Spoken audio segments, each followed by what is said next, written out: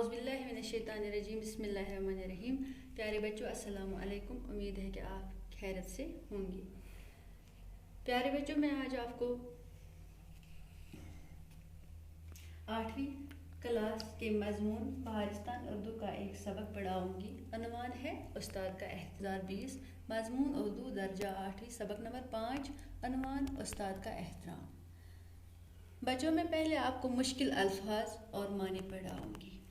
मुश्किल अल्फाज माने: मुक़द्दस, पाक, मुफ़िक्रुन, दानिश्वरों, एहतराम, इज़्ज़त, अज़मत, बड़ाई, रहनुमाई, राह दिखाना, तारीकी, अंधेरा, बातनी, पोशीदा, मुद्दत, अरसा, फतूहात, कामयाबियाँ, मुशाहदा, देखना, इस्तिफ़ादा, फ़ायदा, कसीर, ज़्यादा, नाहमवारियों, मुश्किलों, मुस्तफ़ीद होना, फ़ायदा उठाना, अरस्तो, यूनान का अजीम फ़लसफ़ी, गुस्ताखी, बदतमीज़ी, चपत, चांटा मारना, तारीक दुनिया, अंधेरी दुनिया।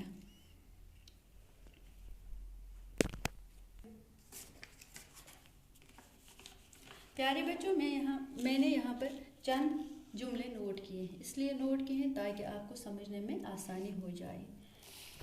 प्यारे बच्चों, अब मैं आपको उस्ताद के एहतराम के बारे में चंद ज़रूरी बातें पढ़ाऊंगी। सभी पैगंबर, मुफ़क्किर, अवलिया और बुज़ुर्ग उस्ताद की इज़्ज़त व एहतराम की तलकीन करते हैं, क्योंकि उस्ताद का पेशा एक मुतबरक पेशा है, यानी उस्ताद के पेशे को अजीम और मुक़द्दस कहा गया है। उस्ताद की रहनुमाई के बगैर इंसान बेइल्मी की दुनिया से निकलकर इल्म यानी जान पहचान की दुनिया में नहीं आ सकता है।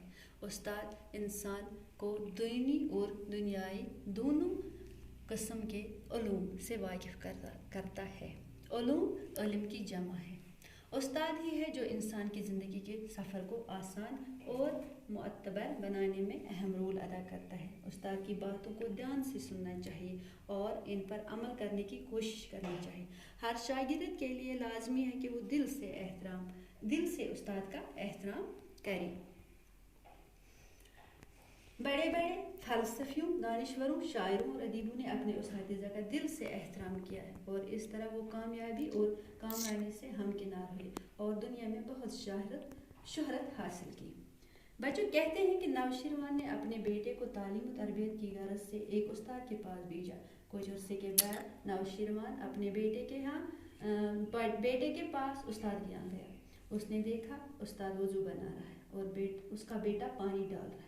जब नौशीरवान ने देखा कि उस्ताद खुद पाबंद हो रहा है तो उससे बेटे पर गुस्सा आया। उसने अपने बेटे के मुंह पर थप्पड़ मारकर कहा कि तुम सिर्फ खड़े खड़े पानी डाल रहे हो, तुम्हें तो खुद अपने हाथों से उस्ताद के पाबंद होने चाहिए।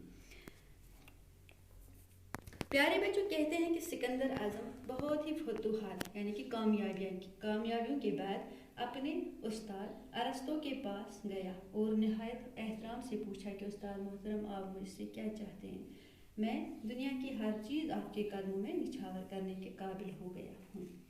बच्चों, इससे हमें ये सबक मिलता है कि हमें उस्ताद का एहतराम करना चाहिए, क्योंकि ये पैगंबरों का पेशा रहा है, इसलिए उस्ताद निहायत ही इज़्ज़त व एहतराम के काबिल होता है। उम्मीद है आपको समझ में आया होगा। पढ़िए, खुश रहिए, खुदा हाफ़िज़।